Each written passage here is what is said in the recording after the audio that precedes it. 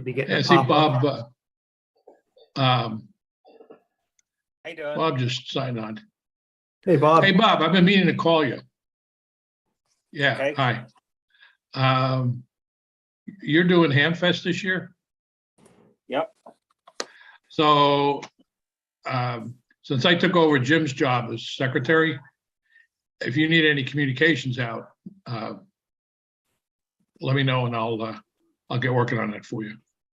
Okay, that'd be great. Thanks. Yeah, just give me a status of where we stand in that area and what needs to get done, and I'll take care of it. Okay.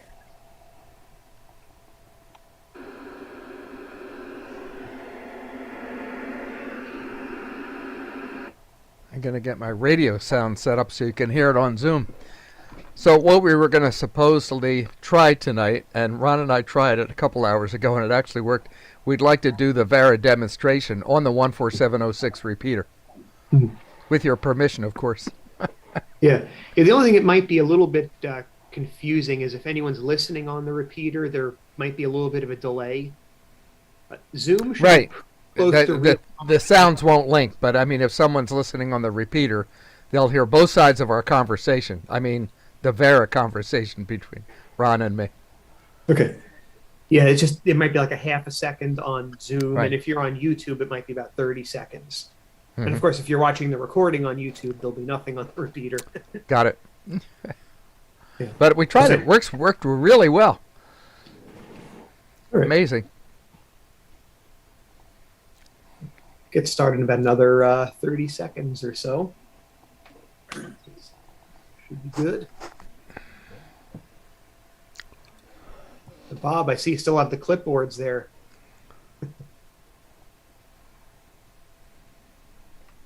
I think he stepped away. Yeah. All right, maybe we'll get this started. So welcome all. This is the January 2023 meeting of the Mid-Atlantic Amateur Radio Club.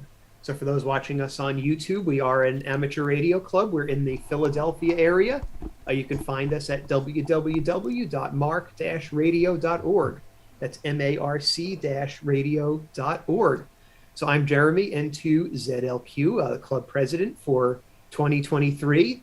So as we normally do with these meetings, we will have a round of introductions. So give me a pile up. JA3RC, Rich, Springfield, Delaware County. W3JNF, Jim, Springfield, Delaware County. Blue WX3I. Barry, K3EUI. Bob, N3. A3BK Brian up in Garnet Valley. There we go. We had a double there. Zoom double. All right. I don't know if we got I don't know who everybody. got through. All right. We have some folks. Oh, sorry, go ahead. NY3J, Bucks County. All right. I think we got everyone. I think we have a couple people on YouTube, so you can type a message in the chat there if you want to check in as well. So let's get started. Oh. Yeah. All right. So first order of business, treasurer's report. Lou. Good evening, everyone. We currently have $16,411.97 in the bank. We are currently at 40 members who have paid for 2023.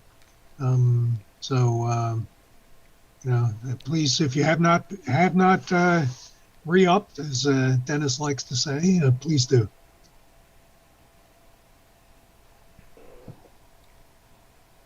All right. Thanks very much, Lou. Let's see. How about public service? I almost said Bob, but now it's Jim. Here. Oh, there we go. Am I unmuted? You can hear me? Okay. Yes, public service. As a matter of fact, Bob and I have a tentative date this weekend to transfer knowledge and records of the public service. The first one, I believe, will be in March. I don't have all the information at this point. The Vietnam that's up at Norristown Farm Park, if I'm not mistaken. So at this point, that's about all I have for the public service.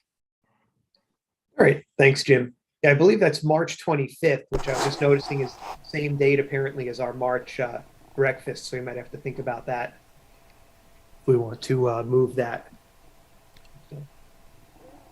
That's a possibility. I'll make a note of that. Okay. So let's see. Hamfest, Bob. We're going to get in touch with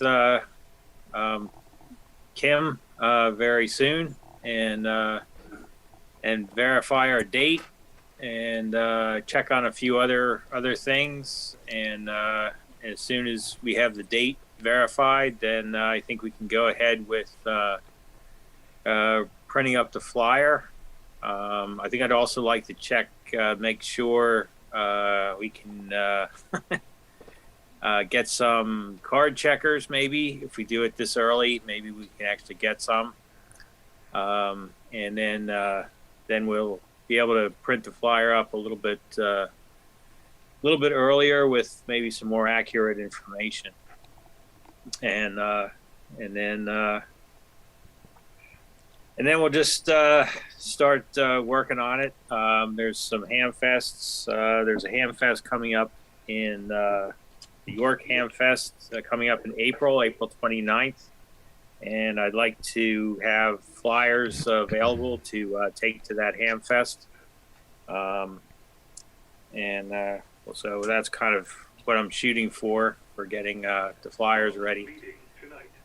And I guess at the moment that's as far as I've gotten. So that's we've got a little bit of time to go. I guess the next thing, I guess, after getting the flyers ready would be getting a food vendor secured. Maybe we can get an early start on that, and then just keep right on going, I guess. So. All right. We do also have an issue, I would say, possibly that we could use some help with early on. That is the PA system speakers that are like on the other side of the property that we use. I would like to eventually somehow get an RF link to avoid putting out all the cable and everything. That's very labor intensive, putting the cable out. And if we had an RF link, we could possibly put 2 sets of speakers instead of just one. And I think that would round out the sound system pretty good. I think we'd be doing pretty good that way. And that's also another issue we had last year was with the speakers on the side of the building. And I'm gonna, obviously get with Kim on that. And if they're not going to wire them up, then I think we're gonna have to offer our services to wire them like we did before, and then go from there, I guess. But if anybody's interested in helping to create some kind of an RF link, that only has to go 200-300 feet or something like that, pretty much, maybe 500 feet, somewhere between 200 and 500 feet. That's that would be great. I could probably use some help on that. All right. Thanks, Bob. Yeah, I'm wondering, this is anathema to say in a ham radio club, but maybe the path of least resistance would be one of those little FM radio transmitters. Then you don't have to worry about licensing or anything like that. I don't know if those quite have like a 300-foot range. Those little Part 15 transmitters that'll send a signal on like 107.9 or something like that. Mm-hmm. That might actually be the easiest thing. Yeah, someone has a comment. Yeah, it's Rich, A3RC. I actually have, well, maybe 3. First of all, when is the Ham Fest? Do we have a date for that? I should know this. We do. It's August 13th. August 13th. Yeah, Sunday, August 13th. All right. Well, as we get closer, let's talk. I may have some equipment that at work that might help. I have some Bose S1 Pro systems that can be linked by Bluetooth. I don't know if they'll go that far, but they do a pretty darn good job. So we can talk about that and maybe do some testing with those. I haven't tested their length, but they can connect to each other through an app. So that might be something to consider to help with audio. So thank you. I'll make a note on my calendar. And as of right now, I don't think I'm out of town for that. And even if I am, and the equipment will help, I can arrange to get it in your hands. Number two, I guess this is a question for either Lou or Jeremy. I'm assuming that Dennis will update the website with the grayed out members who paid whenever he gets back from his world traveling or whatever he's doing, because I know the check cleared, but I'm not grayed out yet. Okay. Yeah, I was looking at that earlier. It is a little behind, so I'll have to follow up with him when he gets back. Okay, that's what I figured. I thought he was out of wherever he is in Zimbabwe or Nambia, wherever he is. I don't know where he is. He's going to Antarctica, and he's going to be gone 26 days. Well, there you go. Nice work if you can get it. All right, that was all I had. Thanks for allowing the comment. All right, thanks, Phil. Thanks, Rich. Yeah, 300 feet, I think that's the maximum spec range for Bluetooth, if I remember correctly. I've never actually experienced that in the wild, but maybe if it's an open air connection, you might be able to do that. Yeah. Yeah, it sounds good. Sounds certainly worth a try anyway. Well, if nothing else, I have the speakers and probably the cabling available to assist, because these little systems really kick butt. They're abundantly loud, and I have several available at work that I can spirit away for loan. Okay, that sounds great. Thanks. All right. How about field day? Jim, do you have anything quick to say about that? Well, I've been meaning to contact the field day guy for the fire company, Mr. Lou, and I haven't contacted him yet. We need to, there he is. Hi, Lou. We need to reserve the field for the field day date and a classroom, I presume, because we're going to have the scout training also. If you could arrange that, Lou, I would greatly appreciate it.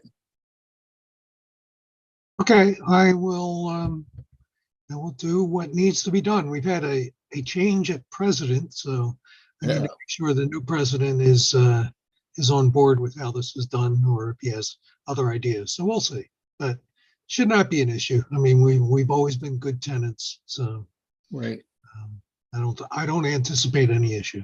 Okay.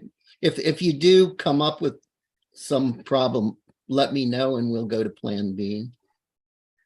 And just a comment for Bob, if Rich's speakers don't work, I have a novel thought. We'll all take an HT and turn it to the same simplex channel. There you go.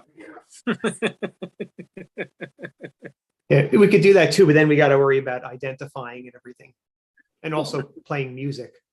Well, Would be a problem. we wouldn't be able to play music, obviously. So anyway, Would we be able to announce the door prizes over amateur radio? I don't know. Maybe we could come up with a code and announce a code or something. That's what I was They thinking. have to catch us first. Yeah. Yeah, Part using 15. codes isn't allowed either.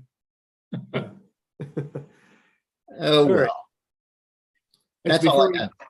move on to a couple check-ins from YouTube, we have Ned WQ3Z checking in on YouTube. We also have Martin Golf 7 Fox Tango November joining us apparently from across the pond. Said he's working some FT8 on 40 meters and watching us online. So welcome, Martin. Hopefully we'll have you back for future meetings. Okay, I'll do a quick update on repeaters. Dennis is out of range, being in Antarctica or on the way there. So let's see, as far as repeaters go, he has the new 220 repeater and I believe has repaired the 2 meters. Or no, he has the new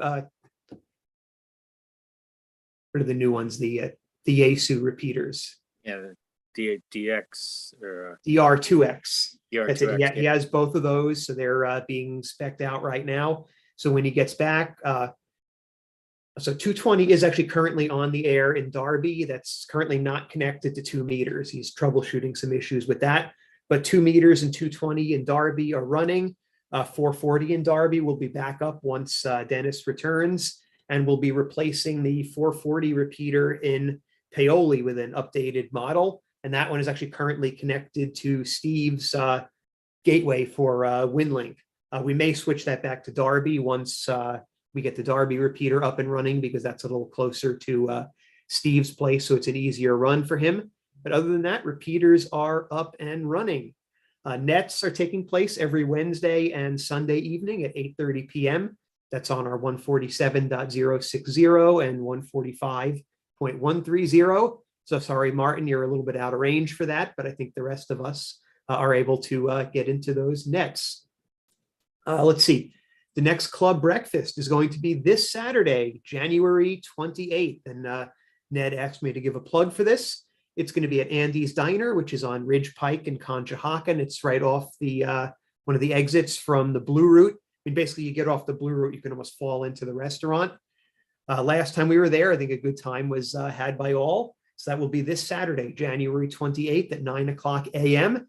And we do have a special offer from Ned.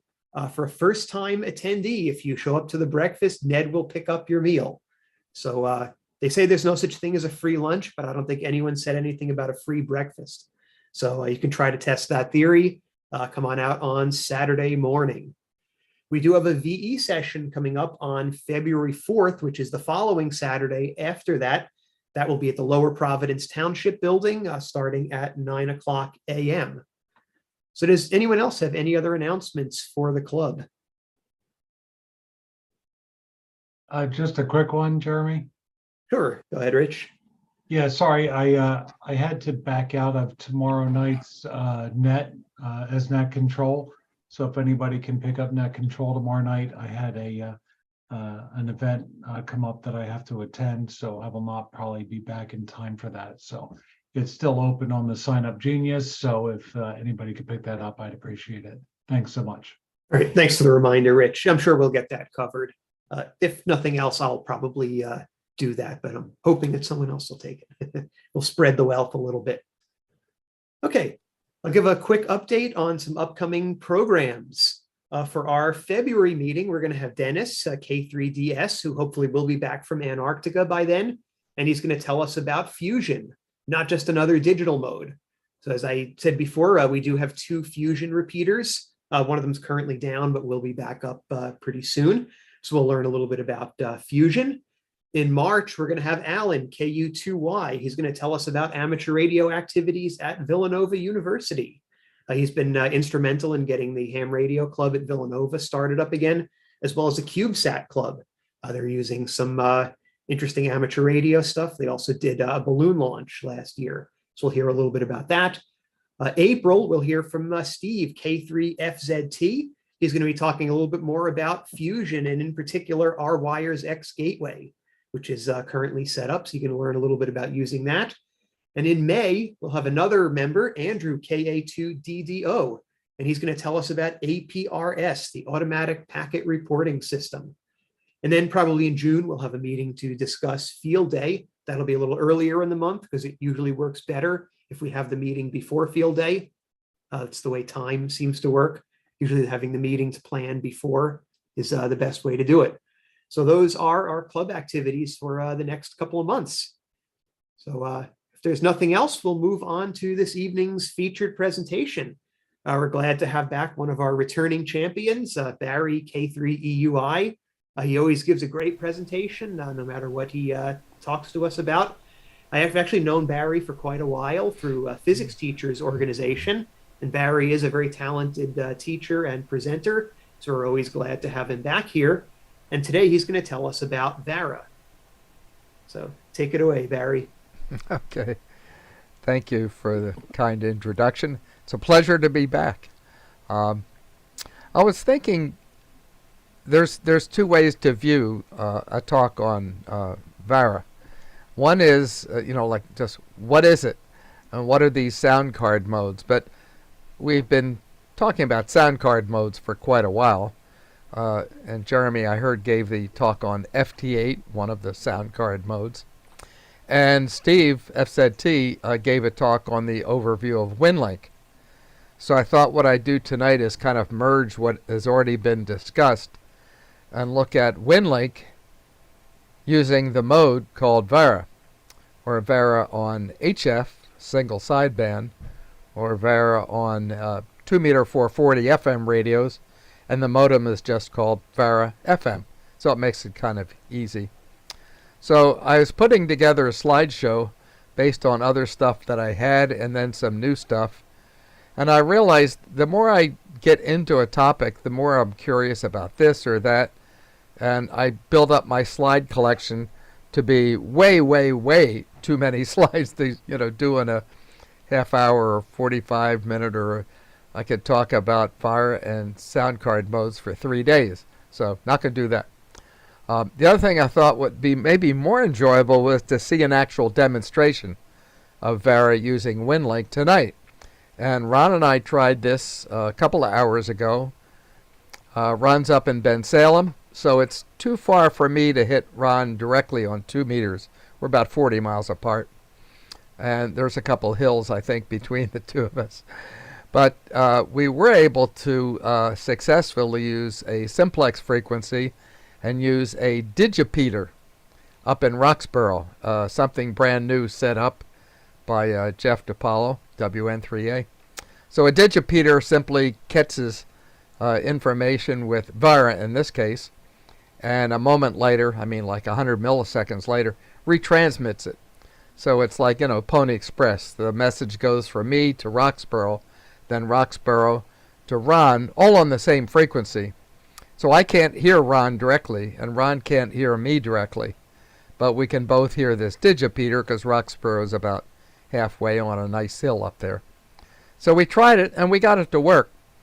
And then I thought, well, maybe for tonight what we could do is use the Mid-Atlantic 147060 analog voice repeater. Now, I call it a voice repeater, but that's probably how most of us think of it because we use it for, human voice.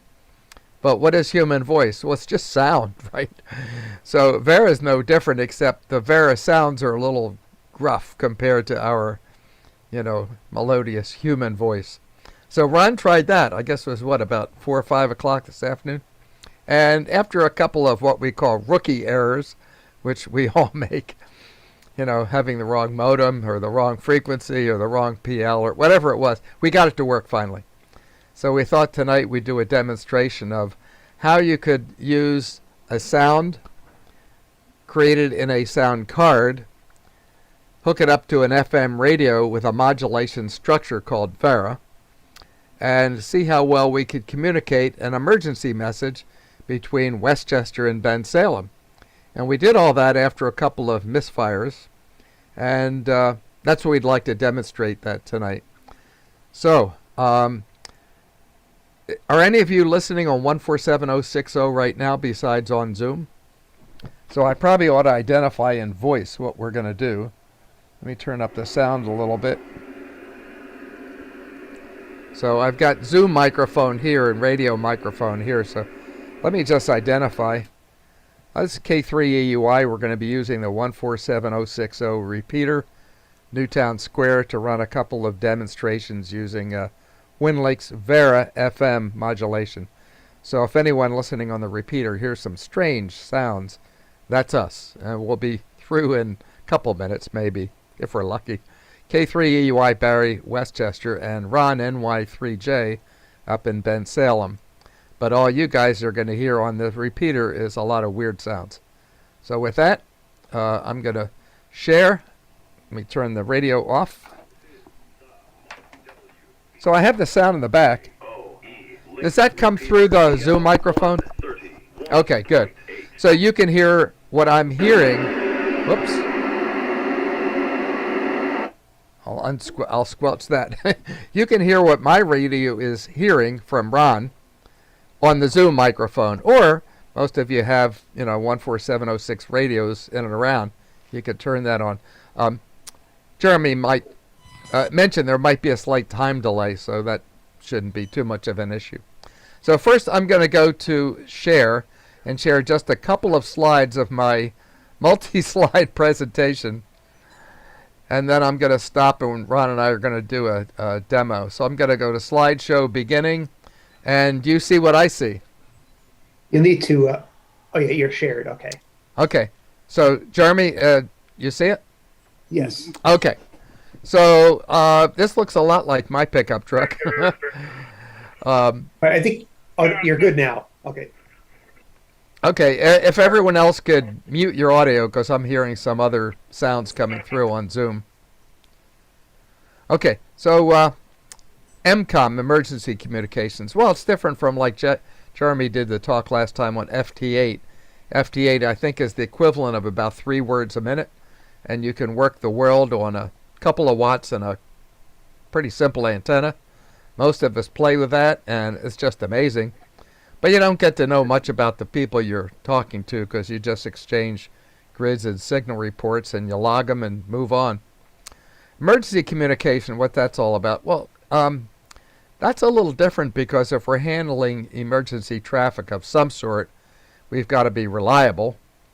It's got to be able to transmit data with some degree of privacy, although we don't encrypt things. I wouldn't dream of getting on a CW key and operating CW to send emergency communications. I can copy 30 words a minute in my head, but I wouldn't trust that I could write things down. So a lot of us operate from our cars. A lot of us operate using sound card digital modes. WinLink is rather amazing in that it's designed so that radios can get into the internet through a gateway. And K3FZT, Stephen gave a very nice talk a couple months back on what a gateway is, how it works, and Stephen set up a gateway in Mount Airy for Philadelphia. So with that introduction, let's just take an overview, and then we're going to try an actual MCOM between Bensalem and Westchester. So what do you need? Well, you need 2 things, a radio and some source of sound other than, human voice. The radio can be basically any HF single sideband radio. I say single sideband, but you could transmit emergency comms on AM. It's just I don't think anyone would do it. It's not very efficient. Takes up a lot of bandwidth. And on VHF, UHF, the simple thing to do is use just an FM radio. But you could do upper or lower sideband if your radio had that. And one of the challenges I had was to just take a really simple Bofang HT, $50 pretty crummy radio, and turn it into an MCOM device. And with little fussing, I got it to work. I got it to work with a very nice DRA sound card, which cost quite a bit more than the Bofang radio. I wrote up what I thought was a very interesting 4-page article for QST on how you could use a Bofang HT for emergency communications and a sound card. And I got a lot of good data. I got into a couple gateways. The Bofang was a present, a gift from a fellow ham, so I was going to give it back anyway. But I sent the article in, and it got accepted. And I thought, oh, cool. That's kind of fun. In my retired life, I've been writing more. Except the editor, Becky, wrote back. I know Becky very well. And she said, Barry, it's way too technical, so we're going to cut it back. I said, well, you're the editor. It's your journal. Do anything you want. It's fine with me. And by the time it got published, it came down to 1 image and about 2/3 of 1 page. It was just like a glimpse of what I was writing. But I thought, well, that's what she wants, so that's fine. So it got published in last April QST. I thought, yeah, the April issue's probably appropriate for that article. But it was how to use a simple Bofang HT with the mic and speaker jacks, an external sound card, and I got into a couple gateways using Vera FM and transmitted some MCOM traffic with a lot of fuss and, trial and error on my part. So you need a sound card. Well, everybody's got a sound card in a laptop, desktop. You can get them for $5 that are the size of your thumb. I have a whole slew of desktop and laptop computers, and they all work fine with the built-in sound cards. But usually don't want the Windows sounds getting into your radio. You know, you've got mail on 20 meters digital mode. So most of us use an external sound card or chip or device distinct from what we would use like for Zoom right now. Anything works. We're not transmitting, you know, a high dynamic range symphonic music. An FT8, I could whistle FT8. But mode like Vera takes a little bit more horsepower. But it's not very expensive to get on the digital modes, especially if you have a sideband radio that's, you know, within the last 10 or 20 years that'll work. The interface is often the issue. What do I mean by interface? Well, you got to get the right amount of sound, but not too much, not too little. So setting the levels takes a little fuss, especially on single sideband radios, where if you set the transmit audio too high, it distorts. Well, it's like shouting into a microphone, same thing. And the same with the receive level. You don't want to overdrive the sound card with audio, especially on single sideband on 80 meters with a lot of noise. You want to avoid RF feedback, and everyone faces that problem at some point in their life. You get a little coax with RF leaking, and it gets back into the sound card, and everything starts squealing, and you shut everything down fast. The other thing that a lot of folks love is rig control or cat control. I don't usually do that, but that's another feature that's often common in emergency communications. Oh, I should say, if you have a question, press the space bar, unmute, and call it out. I don't want to wait till the end and get questions that were more appropriate just as I'm saying something. Okay, so far? Just a little overview of sound cards. So I thought, how do I want to talk about Vera? I always think of analogies, and I mentioned to Ron, I thought of this analogy around lunchtime today. So rather than talk about Vera as a sound card modulation scheme, let me pose this question. I want to ride up a mountain, and I have a choice of two bikes. The one on the left looks like a single speed, pretty gutsy, heavily built, you know, standard bicycle. I could ride anywhere in that. It even has a little back rack there.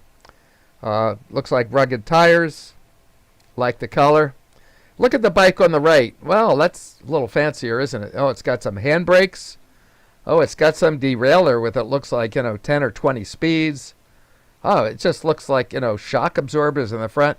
Which bike would you use if you're going on a mountain trip? Well, I think we'd all agree I'd probably pick the bike with more gears because I can change the gears if I get up a steep hill. I've got extra brakes. So let's compare for a minute Packet and Vara. Which of these bikes is Packet? Which is Vara? I'll stop. What do you think here? Is that a fair analogy? Packet works. Well, so does the bike on the left. Packet is about 1200 baud. It's an FSK modulation, DD, 1200 hertz, 2200 hertz. You can make packet sounds in a sound card. You can make packet sounds in a terminal node controller. It's been around. I started to play with packet around the 1980s. So packet works. So what about the bike on the left? Well, Vera will run rings around packet for the same bandwidth. Why? It's a completely different modulation structure, and it's using what we know about sound waves. And we are somewhat limited by what we call baud rates, or baud, but Vera isn't even close to the speed limit in terms of the baud rates. Harry, Yes. I'm going to bail out of Zoom, but I'll leave the system running on the repeater.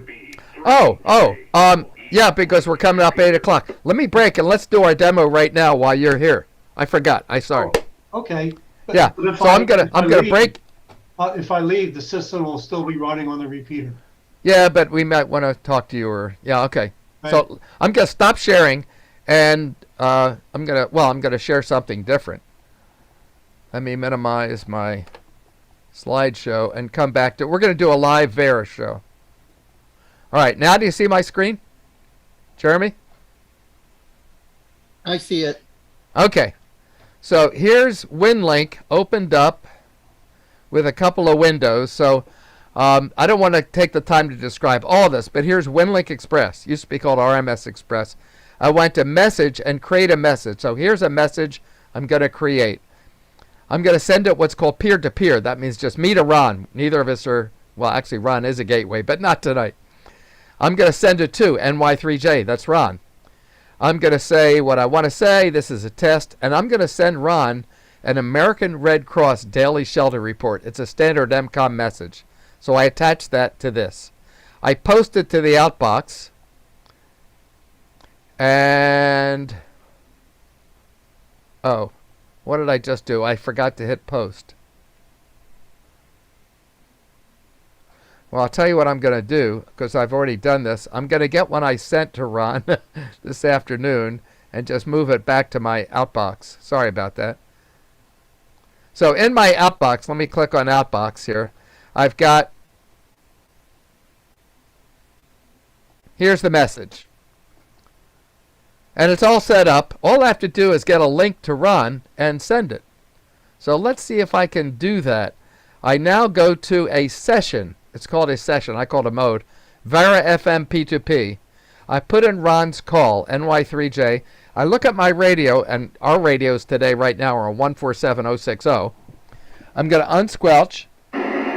No one's on it. I'm going to just announce K3AUI going on 147060 for some digital mode sampling transmissions. So I've identified with voice. Now I'm going to click the button here called Start. And you guys should hear some crazy sounds.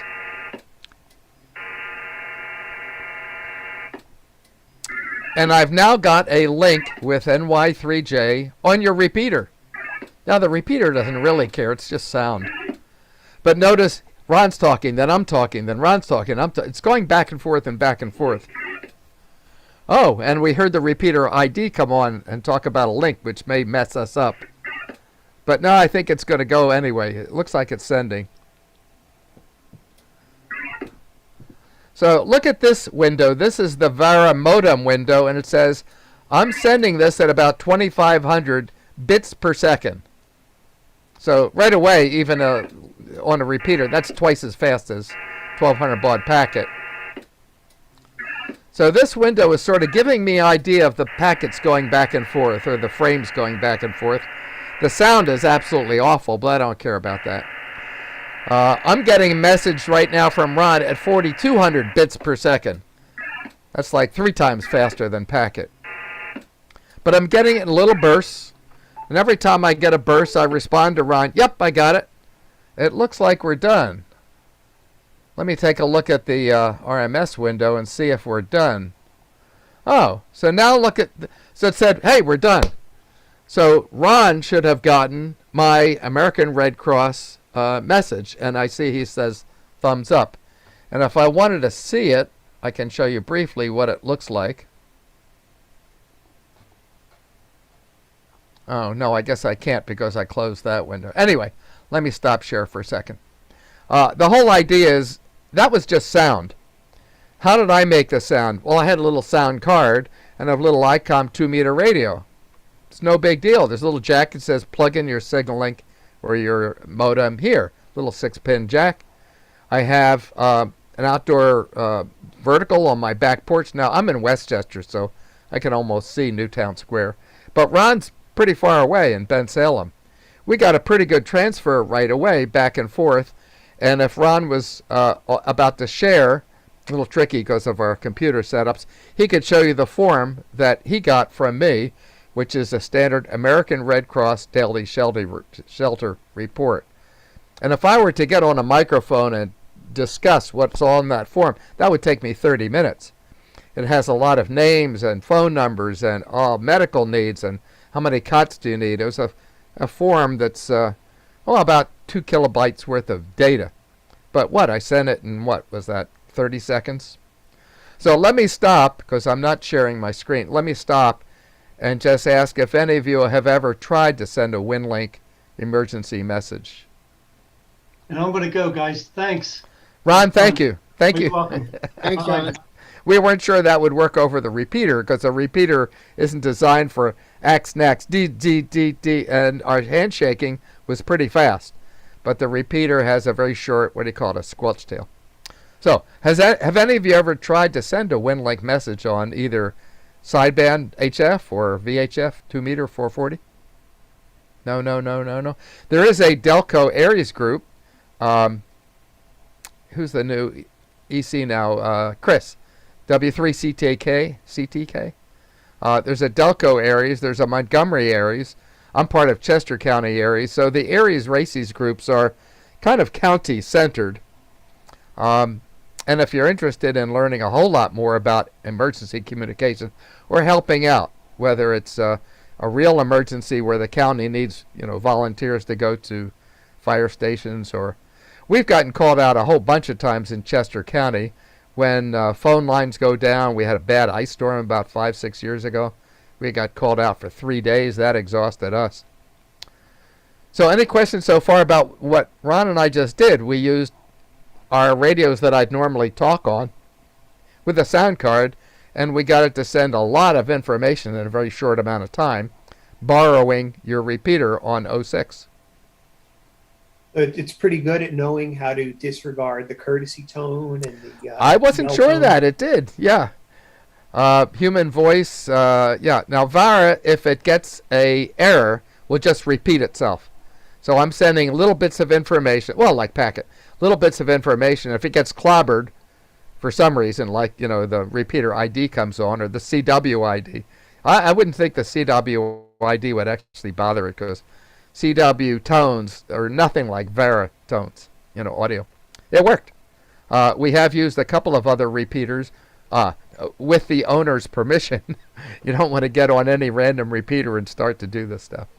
All right, so let me go back to share and go back to my slideshow, wherever that got to. Here, I'll close this guy. All right, so are we back to the bicycle? Did that Yes. show up? Okay. All right. So let me jump down and keep going here. Slideshow, and I don't want to go as long as I could because obviously I could go a long time with this. But the goals of emergency communications are really pretty simple. You better adapt to the changing propagation if you're on HF. Now there's not much change on 2 meter FM, but HF is a different story. So whether you're on 80 meters, 40 meters, 20 meters, time of day, solar cycle, just QRM, there's a ready contest. You have to adapt to what is happening because you don't own a frequency. You want to try as much as possible sending the data error-free. Now nothing's error-free, but you can get pretty close to it. You want to have an efficient use of the bandwidth so your emergency communication doesn't take up, 10 kilohertz. That's a big issue with WinLink because WinLink often uses the highest speed, and that's about 2.5 kilohertz, and it really is awful to listen to, but it doesn't take any more than a human voice would on lower upper sideband. And you want it to be inexpensive because we hams aren't going to spend a lot of money on the hobby. So here's an example of a complete MCOM station that I was in charge of for Chester County Aries. For a couple of years, I was the station manager at W3EOC, so I was in charge of maintaining all the equipment. Nice announcement there. Let me turn that off. So here's a little ICOM 706 Mark II. Not a very sophisticated radio. I mean, it came out, 20 years ago, and very popular. ICOM sold, thousands of them. It didn't do anything really well, but it reminded me of my 1968 3-speed manual Chevy pickup truck. There was nothing good about it, but it went anywhere. It climbed Pikes Peak. Now, I was in first gear the whole way, but it went up Pikes Peak. Simple radio, you could get as much as 100 watts, but I never set it that high. Above it is a Pactor Packet TNC. That's the expensive part. It's an SCS made in Germany. Pactor is a really, really cool mode, but you need the special hardware to make Pactor work. But I hooked this thing up to a special port on the 706 and had Pactor contacts all over the world. On the left is a little audio amplifier. You just see the box. To the left of that's a little signal link, simple sound device, and I hooked that into a different port on the 706 ICOM for the simple modes. I could do FT8 or virtually any sound card mode. Below that, a little cheap MFJ antenna tuner, a little speaker. All this fit in the big black Go box, like a suitcase I could carry around. Had 100 feet of wire and 100 feet of coax. So I could set that up anywhere in or around Chester County, and I was totally versatile. I could get on 2-meter 440, VHFM. I could get on VH sideband with this little radio. And, on the far right, there was a virtual COM port, so I had cat control. Pactor likes cat control. So, it doesn't take very, very sophisticated equipment to get a pretty decent emergency comm setup. Today, if you were sticking with 2-meter 440, you could do it for, just hardly any money at all. So WinLink Express is the key, and if you're interested in learning more about WinLink Express, the program, it's free, and we're going to be running a class in the Saturdays of March.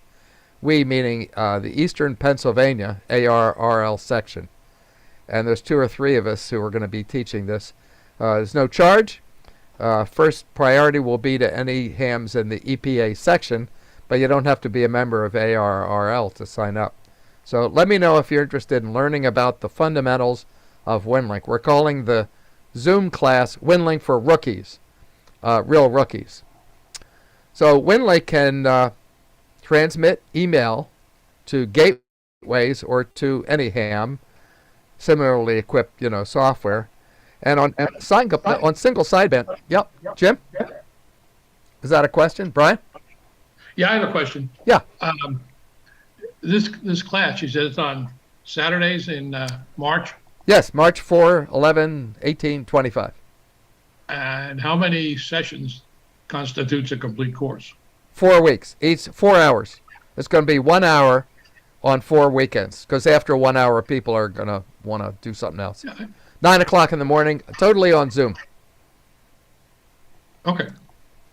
So let me know if you're interested. I've checked my schedule. Okay. The WinLink modes on single sideband, Pactor. I mentioned Pactor, but that's not a sound card mode. Vera, that's what I want to talk about. RDOP is an earlier one, and you hardly hear any of that anymore. On FM, it's all Packet or Vera FM. There's still a lot of Packet, but it's just kind of like antique. So bandwidth is one of the key issues on HF because it's so precious. No one would do emergency communications on AM with a phone, with a microphone. That would just be silly. Even on single sideband, there are MCOM nets, but unless you have specific traffic to a specific person, your daughter is safe. Here she is. You can talk to her. I wouldn't use phone for MCOM traffic. CW, no way, and I can copy CW in my head. PSK, Olivia, FT8, no, FT8's not an MCOM traffic mode. Pactor 3, legal in the U.S., but you still need a pretty expensive TNC. And Vira in the U.S., perfectly legal, and you have 2 choices of bandwidth. So I wanted to talk about Vira as a HF MCOM mode. So let's dive into it. So WinLink, I don't want to cover what it is, but Steve mentioned it's a software package, rather elaborate too. It's free. You download it, you can use it. They keep asking you to register and pay a gift, but you don't have to. And it has sessions, which I call modes. The sessions can be purely on the internet, Packet, Pactor, Winmore, RDOP, Vera, and so on and so on. So lots of different sounds that it can use to communicate. But remember, it's just sound. It's not a whole lot different from a human voice. So WinLink Express, you download that. You have to register your call with the WinLink organization so you know you're an honest ham. And then you're in, meaning you get a call, K3EUI@winlink.org. And all my email can go through the WinLink email system. If I want to send email to a gateway, that's what Stephen is, K3FZT, who gave the talk. A gateway promises to sit on certain frequencies 24/7. And their radio's connected with their computer on the internet. So any email that gets into a gateway can go out into the world on the internet. or it can go out on a radio to another gateway station. So we can pass the traffic around purely on radio to radio on different frequencies, or once it's in the internet, and if the internet is working, that's obviously faster. The way I just connected to Ron, it was just ham to ham. They call it peer-to-peer. That is, I'm not a registered gateway. I don't promise to send emails all over the world. So here's an example of some Vera HF gateways, and all the ones close by. I know all these people. KB3BCY is over in Picopson near Longwood Gardens. N3MEL is our new EC up in near Downingtown, and so forth. This is by frequency, and you see there's mostly here 80, 40 meters, some 20, 30 meters. There's nothing here on 10 meters because that's kind of not reliable. And over here it says, what mode are they on? Vera 2300, Vera 500. That's the bandwidth. So if I want to connect to N3MEL-11, on this particular frequency, I have to set my Vera software to 500 hertz bandwidth. He's not going to respond if I'm on 2300. And over here it says, well, how reliable is this path? Well, 99%. I could reach out my window and almost see him. So this shows the reliability, and if I were to scroll down, there could be hundreds of stations. But this time of day when I did this capture, you know, the folks nearby Philadelphia would be easy shots on a ground wave or on a sky wave up to a point. Vera gateways. They sit on this frequency. Now, they don't own the frequency, but N3MEL listens on 3596 every minute of every day. And that's all that radio does. If someone links into him, then he's dedicated to them until that email is finished. Then he becomes available again. So sometimes you hear these frequencies are busy, and if they are, you don't want to be rude and try to connect to somebody else. So it's sort of like the honor system. Don't. How about PACTOR? Well, PACTOR works the same way, except the technology is different. But there are a lot of other stations sitting on 80, 40, 20 meters on these frequencies, but they have PACTOR TNCs. PACTOR can't talk to Vera. It's two different languages. For the local folks, here's Vera FM gateways, and it's almost exclusively on 2 meters. You see some on 440 as well. In fact, some at even higher. But KB3PCY, again, that's Martin. He's over in Longwood Gardens. He sits on 145670 all the time. So does N3MEL, same frequency. So I have to share this frequency.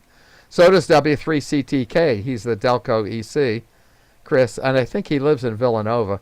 Which means if you share the same frequency, if one person's using it, your Vera knows, hey, the frequency's busy, and you don't transmit over each other. So it's not like Packet where you can share back and forth. Vera wants exclusive use of the frequency until you're done. Then it's open for the next guy. So you can see these Vera FM gateways are all over the Philadelphia area. There are probably 5 or 6 I can hit easily from Westchester. So what are these modulation methods that we have for radios? The easiest is AM and CW, amplitude shifts, but they're awful in terms of efficiency. The ones on HF that are very, very popular because they're easy to do in a sound card. RTTY, I can do RTTY in a sound card. Olivia Thor, MFSK, FT8 that Jeremy mentioned. This sounds like D-D-D-D-D-D-D-D-D-D-D. It's just different pitch sounds. RTTY is just 2 tones. D-D-D-D-D-D. FT8 is, I guess, 8 tones. They're all amplitude shifts a little bit, but mostly they're constant amplitude if you listen to them. But the frequency shifts. Never are 2 tones on at the same time. It's not like the phone DTMF. So they're usually very reliable, easy on a sound card. What's Vera? Vera is super complicated compared to AM and FM. Vera is both a phase and an amplitude shift. It's more like PSK, but more complicated. And it's more like 8PSK, but it's more complicated. And it's somewhat like a first cousin of MT63, which, again, they all sound awful to listen to in speakers or headphones. So Vara.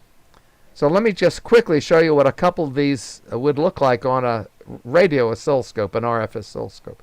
Jeremy, I'm just looking at the time. It's 8:07. Give me some clue. How much time should I? When should I stop? Yeah, we're pretty good. 8:30, something like that. Okay, I'll aim for 8:30. So AM, what's AM? Well, AM, as we know, it's a carrier. A lot of people call it a dead carrier. I like that, a dead. The carrier just is like the hat rick. You hang the audio on the carrier. It's a waste. We don't need the carrier. If we get rid of the carrier, we can use single sideband. Here's a carrier sending a single pure pitch, as if I picked up the microphone and whistled. Single pure pitch. What do you see as an RF spectrum? A lower sideband and upper sideband in the carrier. So the width of this is kind of from the lower to the upper. You need about 3 kilohertz to send this on AM. Well, that's why we don't use it anymore. It's a hog. It's not very efficient of RF power either. So here's a human voice on AM. And I was listening on 75 meters, and some of these guys were actually 10 kilohertz wide. It works. It's like high fidelity. Transmitters are fun to play with on AM because humans can still build them with a soldering iron. Single sideband, well, you're just eliminating the carrier, and you're eliminating one of the 2 sidebands. So all the information's there, 2 to 3 kilohertz. So that's great. You don't get the heterodynes when you're near each other. So of course, single sideband from the 1950s on dominates the phone conversations. FM. This is complicated. I struggled to look at the mathematics of this. If I have an FM radio and I just send a single pure pitch into the mic, or like a whistle, a single pure pitch, this is what comes out on an FM spectrum. Look at this thing. So 14569 was my VFO frequency. That's right here. If I turn the sound down, I'd still get the carrier right here. But look at this. I've got a sound to the left and right. Now this is higher, this is lower. This is 14569, 692, 694, 698. So this is essentially 8 kilohertz to the right, 8 kilohertz to the left. So look, this single tone is taking up 16 kilohertz. Well, who would ever do that? Well, the nice thing about FM, it's like distortion free. It sounds great. This is just a single tone. Now you can imagine what a human voice would look like. Here's one of the most popular digital modes on HF, Thor, but sent on an FM radio. So here's again our dead carrier. Here's the Thor 22 signal here and here, but here's it again here and here. Here's the next harmonic, and the harmonics as they go out get wider, you see. So this is again about 16 kilohertz worth of RF space. This would be like if we did it on a repeater. So it's great to use Thor, but on an FM radio you need a lot of spectrum. And it's not very efficient, so we probably wouldn't use FM simplex for emergency communication. But you could. How about PSK 31? I hardly hear that at all anymore, but it was so popular for 20 years. An amazing mode. I had some long emails with the author of this, Peter Martinez, trying to explain to me how this thing is set up in a sound card. So it's essentially changing the phase, not the frequency, not the amplitude, the phase, and that's hard to visualize. But it results in a 31 kilohertz double bump here that sounds more like a warble. If you've ever heard PSK 31, you wouldn't forget it. But it's not very musical. Way, way, way too slow for emergency communication. 50 words a minute. I mean, that's just a little faster than CW. Some of the other digital modes like Vera, they're 3,000 words a minute. So I'm not going to use PSK 31 to send MCOM traffic. But here it is on an HF single sideband radio. How about MFSK 32? So now you got multiple tones, not one tone. I think MFSK 32 is 16 different sounds. D, D, D, D, D, D, D, D, D, D, but one at a time. So when you listen to this, it's pretty. It's like a calliope. D, D, D, D, D, D, D, D, D, D, D, D, D, D. And they go about that fast. 600 hertz wide, well, that's not too greedy, right? Less than a human voice. And with a 20 dB dynamic range, this thing really works well over 80, 40, 20 meters. I could talk to anyone in the world with an MFSK signal with a half-decent antenna and, 50 watts, and I've done it. Not quite as sensitive as FT8, but I could carry on a conversation because this is 100 words a minute. MFSK modes. So what would Vara look like on an HF single sideband radio if I set it to 500 hertz? Well, it's going to be 500 hertz wide. You can't see much detail here because this is kind of a time average spectrum, but look how sharp it drops off. That's pretty narrow. I mean, it's 500 hertz, but it doesn't get wider. So Vera can only take up so many conversations on the ham band before you start to get overlap. Here's 10 dB and the noise is down here. So, you know, I got 10, 20, 30 dB above my background noise here. This is kind of an amazing thing to work, because I would say this, it hears and prints after I lose it in my headphones. And I have pretty good hearing. I'm a pretty good bassoon musician. And I've had Vera HF contacts where I'm not sure I'm hearing it anymore, and it's still printing. Kind of amazing. This was sent with a little ICOM and 5 watts as a sample. What if I send Vera the same signal, but on an FM radio? Completely different. Now it takes up 16 kilohertz again. So see, if I send Vera on FM, my modulation is completely different from Vera on HF. Therefore, the designers, when they made the modems, they're two very different modems. Very little in common, although they're both called Vera. So here's the culprit. His name is Jose. He lives in Spain. Here's his call, EA5HVK. He invented this. Well, not totally out of scratch, but almost. The military was using some modes that are like this called OFDM. That's a fancy word. Let's see. Orthogonal frequency shift, maybe digital modulation, or I forget what they stand for, but it's a very, very complex modulation structure. I had about 10 slides to explain what they were, and I realized, no, you guys aren't going to be interested in that. But it's nothing like simple AM or FM. It's very, very complex, overlapping sounds. But you can download it free and try it. It works. And if you want to go to the higher speeds, you can buy a license for $69 from this guy. And if you don't buy the license, you can still have fun playing with it. The software is so good, so cool. It's fun to play with this. Here's what it looks like. Vera HF modem, and this is a couple years old already. It has these, I call them speedometers, that tell you what's going on. So I'm always listening with headphones. But this tells me my signal strength into the receive sound card, how much CPU is in the computer, any frequency drift in my radio, which is really important, and what's the signal to noise right now with whoever I'm talking to. So cool. This shows you a graph of the data transfer rates, and this shows you the mode you're working in. Although it's all called Vera. Vera's like that 20-speed bike. Well, I got to come back to the bike. Why would I pick a 20-speed bike? Because if I get a hill, I can manually shift down to a lower gear. That's what Vera does. No other mode does that. No other. Well, Pactor does a little bit. If Vera suddenly loses connection, and it's a link between two stations, if Vera starts to lose it, it slows down to a lower gear. Lower gear meaning it's still 500 hertz wide, but the tones are longer, simpler, so it can go from about 20 bits per second to about maybe 10,000 bits per second. That's like 20 gears. The operator doesn't change the gears. The software does. That's the genius of it. This is what the receiver looks like. This is what the receiver, this is the transmitter. So there's similar windows. If you can see Ron's window, it would look like this when mine looked like this. And when I was sending, they reverse. And after a while, you get accustomed to it. It's looking at the dashboard of a car. At first, there's too much information. Then you sort of say, I don't have to keep looking at this. Here's the waterfall. Here's an enlargement of one of the slides. You do have to set drive levels. That's audio levels. And you have to tell it, the software that is, well, what's your sound card? What's the device? So in my case here on HF, I had an ICOM 7610. Beautiful radio. I've had it for 3 years. Has a built-in sound card. So I just called it 7610. When I press tune, if everything's working, it sends out, 50, 100 watts of a tune signal. Tune is like whistling in a microphone. So the software needs to know a couple of things. How do you transmit? The PTT means send, transmit. I could use a CAT port, well, if my radio has one. I could use a COM port, well, if my computer and radio has one. I could use an RA board if I have a special C-Media sound chip. Not all of them have that. Or I could use just plain old simple vanilla Vox, meaning a signal link.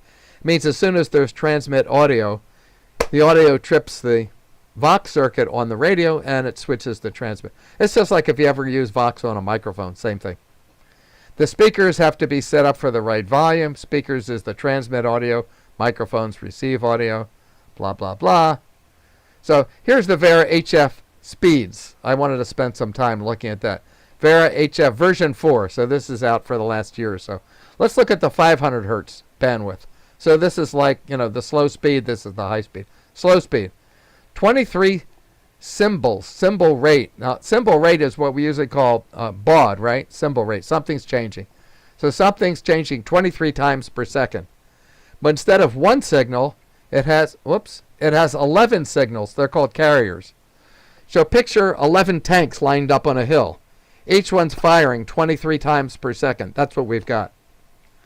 So this is pretty robust because you're spreading them out over 500 hertz. You're not going all that fast.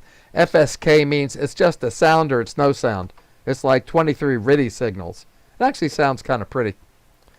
47, a little faster. So you see the symbol rate goes up and the carriers either goes up or down until you get to PSK modulation, phase shift. Completely different structure. Until you finally get to 8 PSK, and that's a very complicated signal. The 8 phase changes are 0 degrees, 45, 90, and so forth. So it's like the phase can change and the amplitude can change, and therefore you can get more information for every symbol. So a symbol can have multiple bits. So finally, for 500 hertz, the maximum you get is 32 QAM. QAM means it's amplitude and phase shift. 1500 bits per second. Well, that's already quite a bit faster than packet. So Vera at the 500 hertz level, remember packet's about 1000 hertz wide. The narrow Vera can do better than the normal everyday packet. How about Vera if you're on 2300, meaning you can go a little faster, a little wider. We could easily get Vera HF 2300 through a repeater, except this is sideband, not FM. And you see the rate goes from 18, really slow, up to 7,000. Now, to get 7,000, you need really, really good signals. But it takes up about the same space on an HF band as a human voice. So, that's a lot. That's fewer signals you can get within the digi part of the band. So Vera HF single sideband with a sound card, even a $5 sound card, works really well. Vera FM, different structure, so you need a different kind of modem here. And here's the Vera FM speeds. And these would probably be more use for you folks in the local communications, county. Vera FM narrow. Narrow is just kind of a wild word that means about the same as a human voice, 2 or 3 kilohertz. So again, the symbol rate 42. Something's changing 42 times per second. But on 2 meters, the baud limit's 1200, so we're nowhere close to that. But there's 14 carriers. 14 carriers means 14 separate signals, each modulated at 42 baud. Again, think of it like 14 tanks lined up on a hillside. 29 tanks, 58 tanks. So Vera FM narrow goes up to 58 signals, each with a constant symbol rate.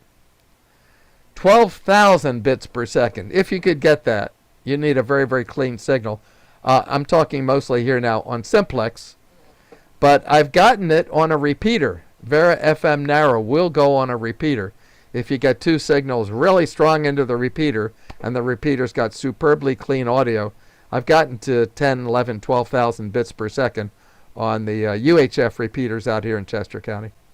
Vera wide is a completely different modulation structure. You can't do that through a repeater. It's about 6 kilohertz wide. So repeaters wouldn't accept that. But you can do simplex. That means the modem has to be much, much more competent, capable. So the symbol rate doesn't go much higher, but look, the number of carriers goes to 116. So you see, carriers on narrow, carriers on wide, that's what makes wide wide. It's now like having 116 tanks on a hill. Each one's firing at 42 baud. So you add it all up, and Vera wide can go up to 25,000 bits per second. Again, packets, 1,200 bits per second. So for communications for transferring large files in an emergency, like a spreadsheet, like an evacuation message, we've been practicing with Vara now for a couple of years. It's getting better because the software is getting more refined. In Chester County, we haven't used Packet in 15 years. It's just too slow. There's also the question of how do you tune your radio audio for the optimum audio? Usually we'd say, well, keep increasing it till it sounds like it's distorted or it doesn't get any louder, and then back it off a bit. You want it to be about as loud as a human voice on a normal FM radio, and that's, somewhat subjective. So the Vara software has these auto-tune levels, which are so cool. So I have to auto-tune to another station. So I contact N3MEL and I say to him, I'm going to do an auto-tune. I press this as a little button here, and it goes and it sends 10 tones of increasing loudness to N3MEL. N3MEL comes back and says, okay, K3EY, tone 7 was the best. Set your level for, so the drive level, 0 dB, the signal noise tells me 20 dB is fantastic. And some of these modems look like that. So this is just one more way to tune up. I can do a ping, which means, hey, N3MEL, how good are we communicating back and forth? So this takes like 5 seconds. Ping, ping, ping, ping, ping, ping. Yeah, we hear each other. Now we have to be on the same frequency. This doesn't have to be a gateway either. Any two stations can ping to each other. Sample receive window. If you get really, really good high-speed Vara contacts, you get a lot of little squares. See, each square is a certain different kind of modulation. So it might be 8 levels of phase shift and 8 levels of amplitude. That would be a complicated signal. As long as the dots are inside one of the squares, you're good. There's no errors. But here's a dot that falls right between two. That would be an error. So the software can only take so many errors per second before it says, this is no good. You better slow down. Change gears on your bicycle. All right. This is where most of us get into trouble, especially on HF. Letting the HF Vara modem and WinLink software really control my radio. Control in two senses. The software wants to control your VFO because WinLink knows where there are gateways, and if I just click on the software, go to this gateway, I don't have to touch my radio. So it's really kind of designed for someone who doesn't want to touch their radio. That's called a CAT port or a rig control port, and that's done up here. So I can say ICOM radios, they're all the same. 98 is my ICOM right here. I want to be in USB digital mode. And all I have to tell it is, hey, I'm connected to the radio on COM 4. I'm connected at 19,200 baud. I don't enable these things. My PTT port, I want to use a different port or the same port. Doesn't matter. I click update, and if everything's working, everything is working. And if nothing's working, it's like, go back to the drawing board. I got the wrong COM port, the wrong baud, the wrong this, the wrong that. So once you get it working, you kind of say, good. You hope it could, stays working. You have to register your call with WinLink, and I don't want to talk all about this, and I think I got to stop. Oh, some of the templates, like one of the advantages of WinLink, and Steve mentioned this, is it comes with pre-existing templates. Look at all these forms. So if I want to send, and I just did to Ron, an American Red Cross daily shelter report, I don't send the whole form. I just send the text, the data that fits into his form. So every time I restart WinLink, it comes up and says, there are new forms. Do you want to download them? I say, yes, yes, yes. Takes about 1 minute, and it changes these forms. So look at all these. American Red Cross, California State, FEMA, PEMA, general forms, medical forms, even ARRL radiograms, which I've never used. Weather forms we use all the time. Hurricane, local severe. So these forms are fantastic. ICS forms, this is for communications with technical emergency stuff like a 213. So all these are called templates, and there's a template manager. Here's the form I sent to Ron, and I had this all filled in with sample data. So I can't make this any bigger for you to see it, but I think you can see what's going on here. So if I picked up a microphone and tried to read all this, names and dates and phones and everything, it would take me a half hour. Severe weather report, blah, blah, blah. Here's a 55 kilobyte file. That was a high resolution picture of a solar eclipse I took here in my backyard. And I could send a pretty good high resolution photograph. That was only, this big. In what here? Total time, 52 seconds. I could send a pretty good quality photograph in less than a minute. Now, I'm doing that over a radio. I'm not doing it over my cell phone. Of course, a lot of people say, well, why do you need the radio? Just use your cell phone. But what if the internet were down? So we're practicing assuming we don't have internet connections. And I don't want to talk about any of the rest. I've gone right to 9:28. All right, I stopped sharing. We're back to, so what kind of comments or questions might you guys have? Let me stop sharing this. Go back. All right, now I can see you all live. Okay. By the way, 9 o'clock we call Quaker Midnight, so no matter what, 9 o'clock is. Okay. Questions, comments? Just realizing a light bulb went off in my head that I finally realized what QAM means. Oh, yeah. It's Phase like modulation and phase amplitude versus modulation. amplitude. Yeah. Yeah, so they're using Q as a stand-in for theta. Oh, right. I didn't want to get too technical. Yeah. You got I it. just finally realized that. Yeah. Yeah. How did they come up with that? When you listen to it, it's just, I mean, I'm a bassoon and saxophone player. I love pretty sounds. It's awful to listen to. But so is Packet. So is Pactor. Thor is pretty. That'd be my favorite mode other than, playing bassoon. I thought we weren't allowed to send music. It sounds musical, although, yeah. It's not music per se. One of the questions I usually ask my ninth graders when I taught ninth grade physics, how many notes can you play on a bugle? I think I did this when we were at Villanova, Jeremy. And I had a bugle. And I said, and every once in a while, one of the kids plays trumpet. So I said, here, you do it. How many different pitches, how many different notes can you get on a bugle? Bum, bum, bum, bum. That's about it for me. Bum, bum, bum, bum, bum, bum, bum, bum, bum, bum. They're all musical thirds and fifths. But you can only play so many notes on a bugle. So I hand the person a trumpet, which is a bugle, but it's got some vowels. Now, how many notes can you play? Oh, even if you don't know what you're doing, when you push the vowels, you get different notes. Why? What do the vowels do on a bugle or on a trumpet? They just change the lengths. It's like changing the length of your antenna. It changes the resonance. So a trumpet can play all 12 notes of, one octave on a piano. A bugle can only play 3, maybe 4. That's why FT8 has multiple tones. Why did Joe Taylor create FT8 with 8 tones and not 7 or 11 or 23? Why 8? 8 is what? 2 to the third, right? So each tone can represent 3 bits of information. 0, 0, 0, 0, 1, 1, 1, 0, 1, so forth. So usually the multiple tones are 2 tones or 4 tones or 8 or 16. And Olivia comes up with 32 and 64, which is just like, So multiple tones per second can give you more bits of information. That's kind of interesting. I had to think about that for a while. But I had a bugle and a trumpet when I taught physics, so the kids loved to, play with that.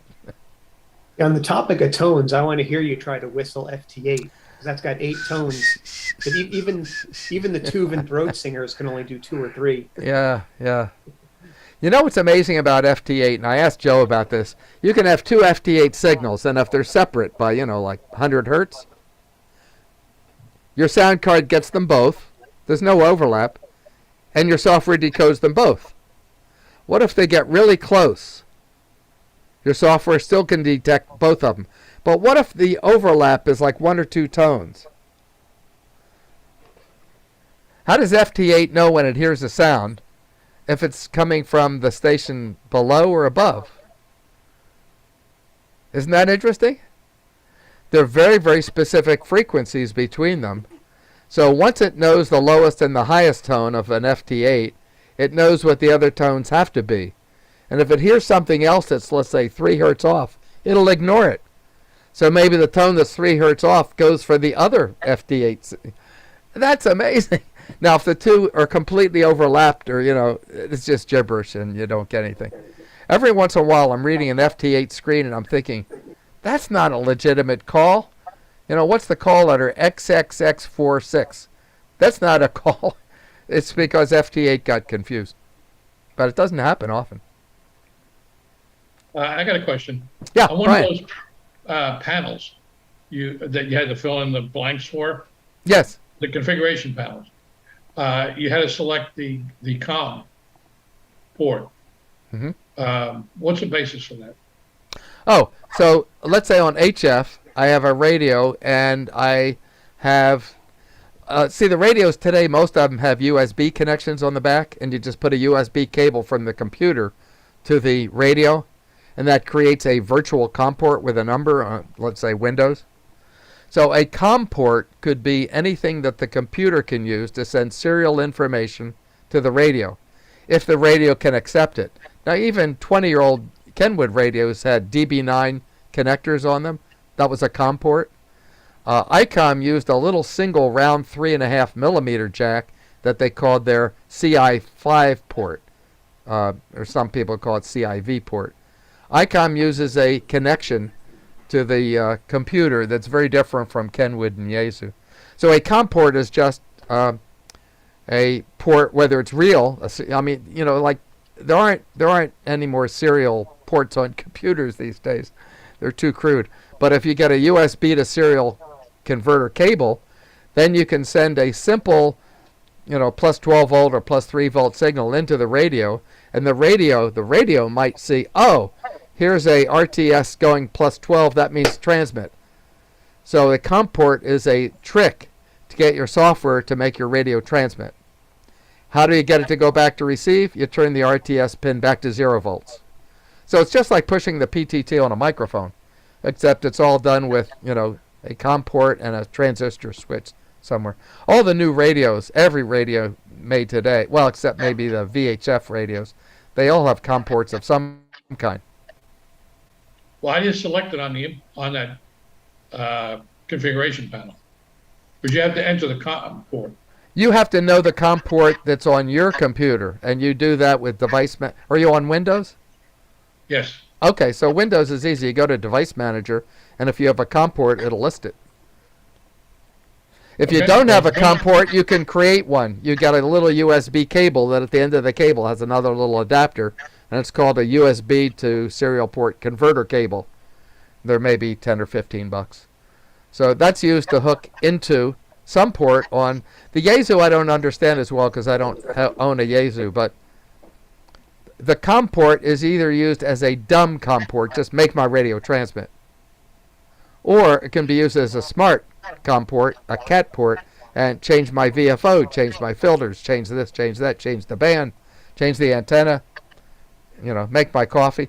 The radios today are so smart that the CAT ports can do anything that you can do by touching the radio. Well, what was the panel you use on Windows to get the COM? The Oh, COM it's port? called Device Manager. Device Manager. I ought to stop by sometime and take a look at your Yaesu rig. Okay. And, you know, just, what number is it? An 8? Oh, it's the 897. Okay. It's functionally Like if you're on the forward- back of the radio, there's probably some kind of a COM port. It's an HF radio, the 897. It's all band. It has both. Okay, well then it's got to have a COM port because, yeah. Yeah. So, Well, yeah, you it's know. hooked up to my SigLink.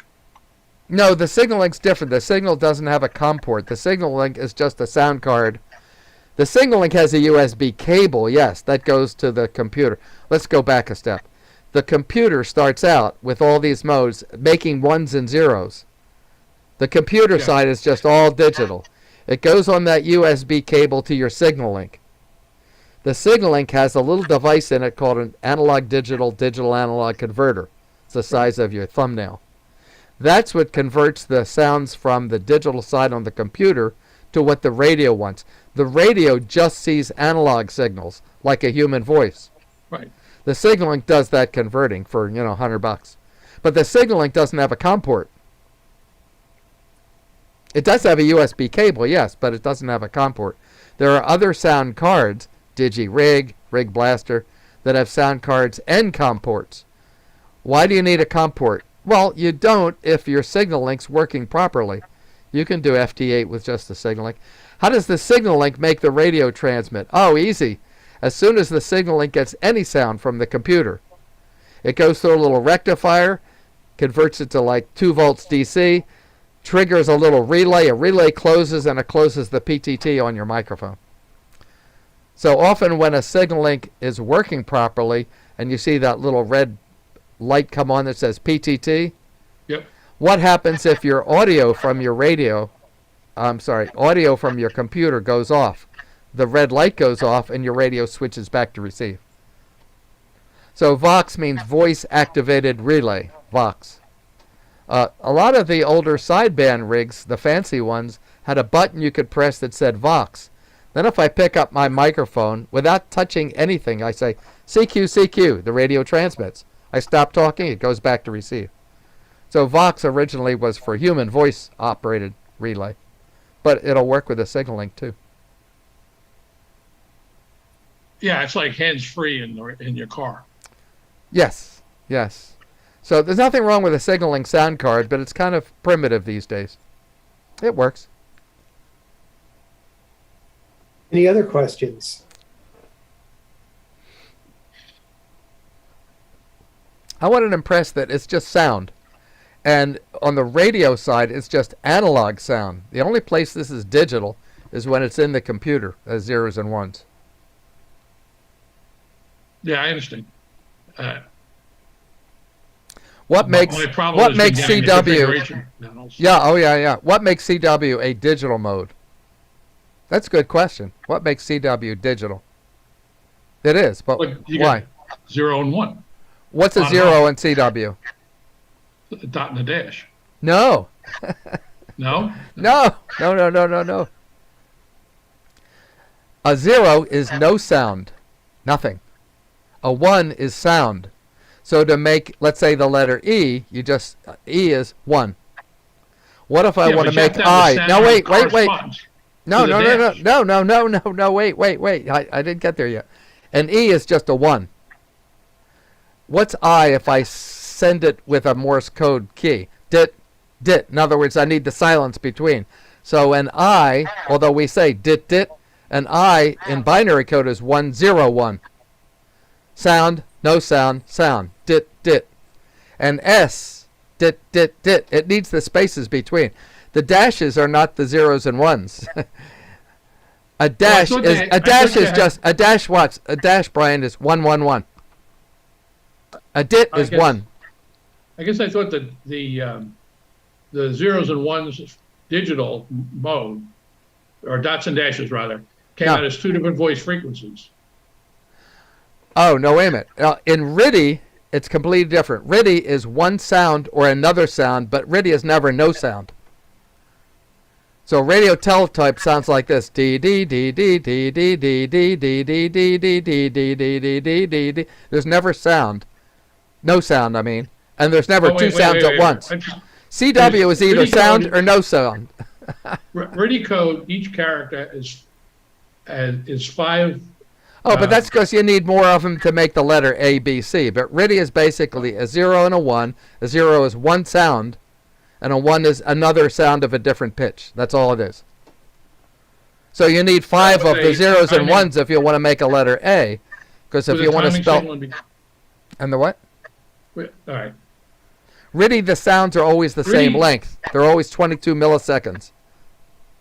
Yeah, It's like clockwork. Use the Baudot code. But the Baudot, it's just zeros and ones. I understand that. And when that goes in, I thought when that went into the radio, it became the zeros became one voice frequency, and the ones became a different. That's Marks and true. spaces. The way you just said it is true. But in CW, it's not that the one. It's not that a 0 is a dot and a 1's a dash. It wouldn't work that way. A 0 is no sound, and a 1 is sound. So the well, that simple was one. sound is 1-1, a single 1. That's dit. If I want to go, let's say T. Yeah, How we do you used to make call a it T? type. How do you make a T? Duh. But how do you do that in binary? How would you do it? A C in binary, isn't it? T, that letter T. It's a dash, right? Duh. I guess. I can do it in I my don't know mouth. much about it. How do you do it in binary? Write the letter T in binary. 111. Yeah, so that's what we Do thought. you see what I mean? So CW is binary because the 0 and 1s represent either silence, no sound, or sound. The sound's the 1, the silence is the 0. So if I want to send the letter S, dit, dit, dit, it's got to be 1 0 1 0 1 0. Dit, dit, dit, silence. We better stop. We're talking past each other. It's not hexadecimal. It's just simple sound or no sound. Jeremy, help. Yeah, any other questions?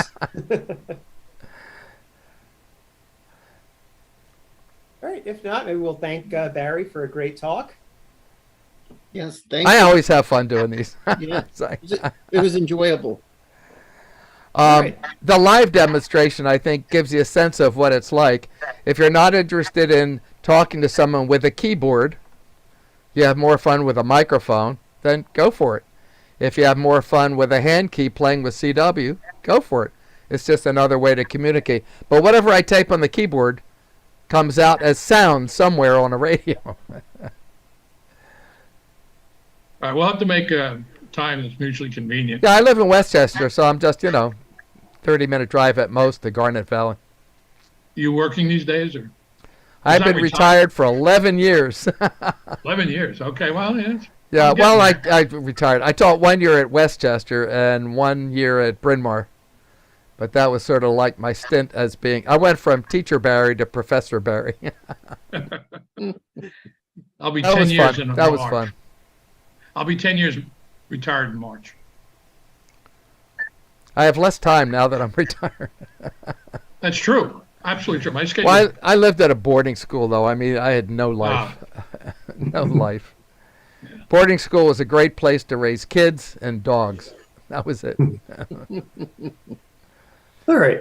Guess if there's no further questions, then maybe we'll. Oh, I forgot. Were you recording all that? I was like, Yeah. Thank you, Barry. okay. Thanks, Barry. You're welcome. Thank Great. you. Thanks all for Okay, attending. have a nice day. Glad to have Thanks you. It'd be very fun to much. see you guys again in person, too. Great presentation.